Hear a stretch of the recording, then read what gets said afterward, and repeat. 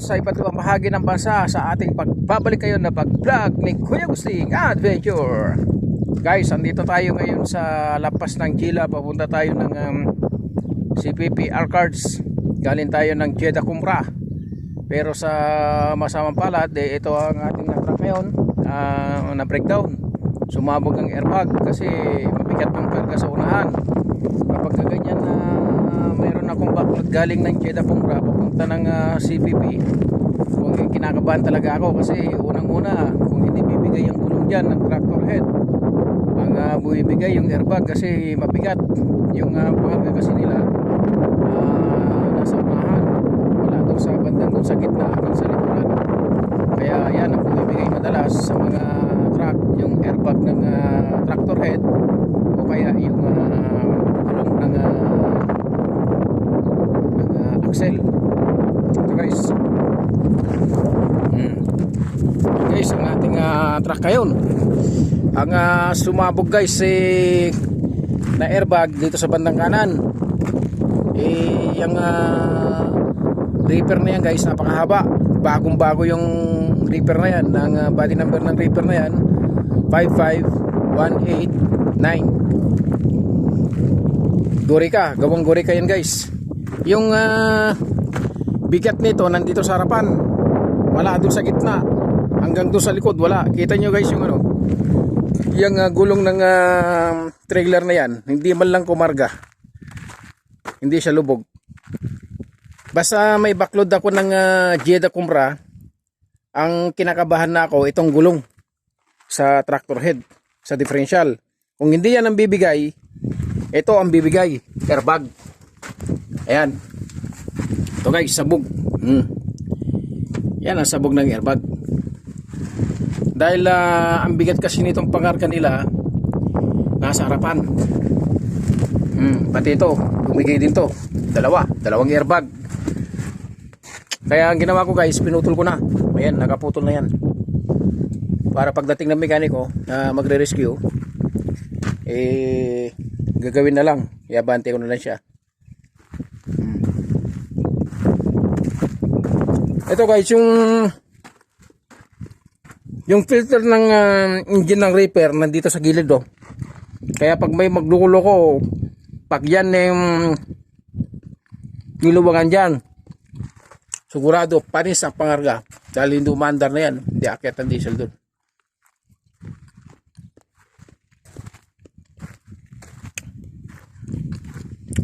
Bagong bago guys yung yung rim nya, alloy. Yan ang pag ganyan ng rim mo, tapos ganyan pa yung mga gulong mo, puro brand new, mga bago. Pag ganyan ang gulong mo sa karim, huwag kang basta-basta matutulog kung saan-saan sa dilim. Kasi sigurado pag hindi mo naramdaman yan, tangayin yan na Alibaba na magnanakaw. Bagong bago yan guys. Triple axle, single tire, oversized tire. Kaya guys, puro airbag dito yung ginagamit. Puro airbag yan. Handaan kasi yan, kahit malubak, hindi magigiba yung mga paleta sa loob, yung mga pangarga. Tulad ng mga gatas, juice, hindi matutumba. Ito yung spare tire ng tractor. Tractor head. Wala palang mabgad no. Hindi ko napansin. Hindi ko nilagyan ng remark yan. Kalaki guys ng na yan no, ng reaper na yan no. Haba. Tapos guys yung padlock niya rito, padlock yung niya, meron siyang silyo. Silyo, may seal number yan. Tapos silagyan ko ng padlock para sigurado. Yan yung gawa ng ng trailer. Gorica. Gorica guys, Gorica. Yung gawa ng trailer niyan. Meron siyang backlight. Maliwanag yan, backlight.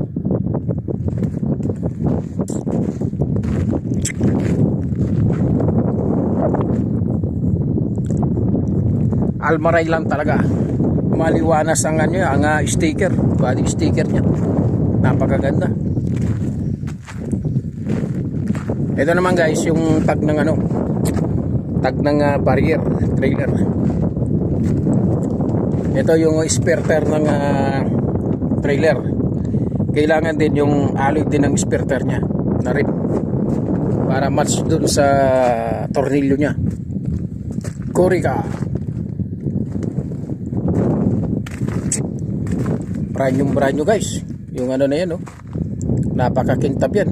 Kaya makintab sa mata yan, mainit sa mata yan. Yung mga magagaling magsikwat ng mga gulong, ay pagpatulog-tulog ka, lalo sa ganitong haba, hindi mo maramdaman to kung nanakawin ng gulong mo, yung gulong ng trailer. Kaya kailangan pag matulog ka, hindi ka nakakurtina, alerto ka 24 oras.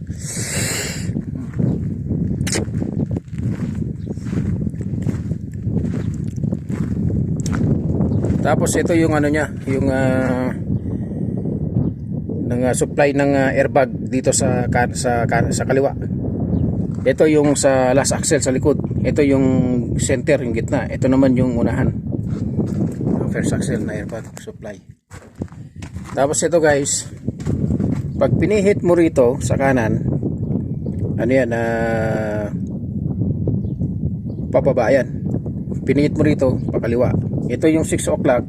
Yan yung leveling valve, yung airbag level nya. Airbag level nya pag ganyan 6 o'clock.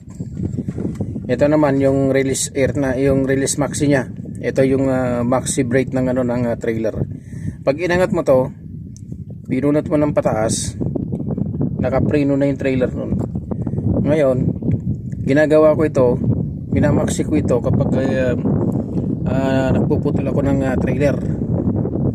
Minamaxi ko to para sa ganun hindi gumulong yung gulong at hindi mabante at hindi mabali yung landing gear, Alam, pag dinugtong ko na yung trailer at ni-connect ko na yung air connector, ito pinababa, dinidinaan ko yung pababa. Yan ang release niyan. Guys, may ano na kayo, may idea niyan. Kasi yung mga trailer dito sa Saudi, katulad ng Almaray, meron siyang ganito. Meron siyang ganitong maxi brake. Ito yung release niya, yung itim. Tapos meron siyang airbag level. Lahat ng mga truck na Almaray meron yan. Meron din to, lahat. Meron din yan. Lahat ng trailer na Almaray meron din yan. At tigil sa lahat, meron din yun. GPS nya. Yun. Meron yan. Yung diesel tank ng ano, ng makina ng reefer, yung reefer na yan, ng makina niya na refrigerator niya. Ito yung diesel tank niya.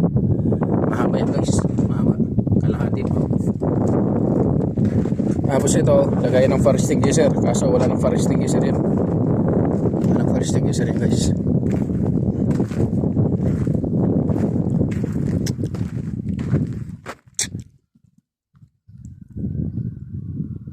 Bagsak na, wala nang hangin. Ito guys, yung kaya ginusto ko rito sa truck na ito, kaya ito ang kinuha ko na truck kasi unang-una malaking tangke. Itong tangke na to, nagkakarga to ng 450 liters yata to. O, nagkakarga ng mga 450 to. 450 liters yata to. Itong kabila. Tapos yung kabila nga na yun, nagkakarga siya ng 1,000 liters. Yung kabila na yun, na malaki. Mahaba yun. Hanggang dito ang ano niya, ang haba niya, hanggang dito sa dulo. Yung kabila na yun. Ayan guys, yung ano niya, yung reefer niya, yung generator niya.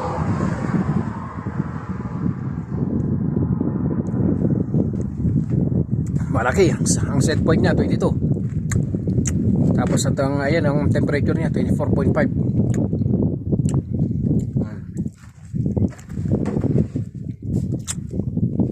Ito guys, ito sa mga baguhan, ng mga magte-trailer, pag nakita nyo itong pula na to, Yan ang supply ng ano, ibig sabihin yan ang supply ng hangin na papunta sa trailer. Yan. Yan ang panalatandaan nyo. Tapos ito, pag nakita nyo itong dilaw yan, nakikita nyo na yan ang release ng hangin na galing dun sa trailer, pabalik ng traktor. Ito. Ngayon, kung nakaparehas yan, parehas dilaw, parehas yung dilaw, kaya parehas pula. Basta ang tandaan ninyo, pag nakaharap kayo rito sa trailer, nasa kaliwa ang supply. Nasa kaliwa palagi ang supply na papasok na hangin papunta dun sa trailer. At ito naman yung release niya na palabas. Ngayon naman, pagdating naman sa 7-way na supply ng electrical dun sa trailer, ito. Yan. Yan guys. Ang panalatandaan nyo naman, itong lalaki. Itong guide niya. Ayun. Ito yung malaki. Yun. Yung lalaki, yung malaki na yan. Yung malaki na yan sa ibabaw sa taas. Yan ang panalatandaan nyo na yan ang 7-way ng electrical.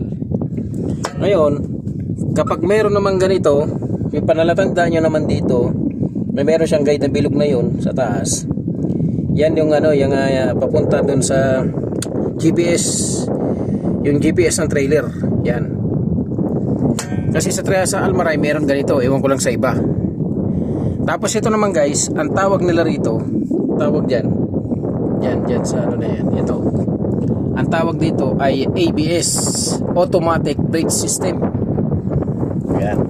Ang tawag dito nila ng ano, yung ganyan na ABS, Automatic Brake System, kasi yan guys, sa Almaray meron yan.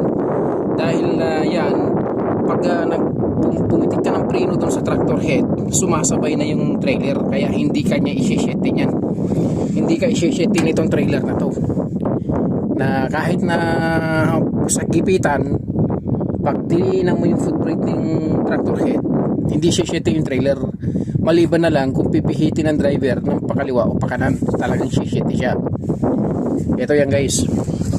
Ito yun. GPA yung ano, yung ito yung sinasabi ko na ABS, Automatic Brake System. Automatic Brake System. Brake System, ABS. Ito yung air supply. Hindi kanta yung air supply ng trailer. Ito yung GPS na papunta doon sa trailer. GPS supply ng trailer to, electrical na GPS. Ito yung 7-way electrical. Ito yung return ng hangin na galing na trailer papasok doon sa tractor head. Kaya idea na kayo guys.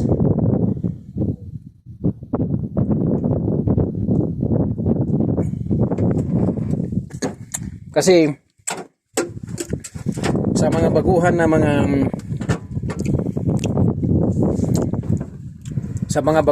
nagte-trailer guys, kasi naranasan ko din yan nung ako'y nag-apply ng trailer driver. Ang daming tinatanong sa akin kung ilang ang preno ng trailer. Mabuti nasagot ko. Ang naisagot ko noon, kung ilan ang preno ng trailer, kasi yung sa trailer, basta yung trailer kasama na yung tractor head. Sabi ko, foot brake, maxi brake, engine brake, saka yung trailer brake. 4 yung isinagot ko. Kasi dati nung hindi wala pa akong experience dito sa pagte-trailer sa Saudi, nagtanong-tanong na ako sa mga tracking kung yung mga ganyan na about dyan sa mga interview. Pero 3 lang yata ang naiano ko na isagot ko, yung maxi brake, engine, yung exhaust brake nga, yung engine brake na yon. Tapos yung foot brake. Yun lang ang naitanong ko. Yung naisagot ko 3.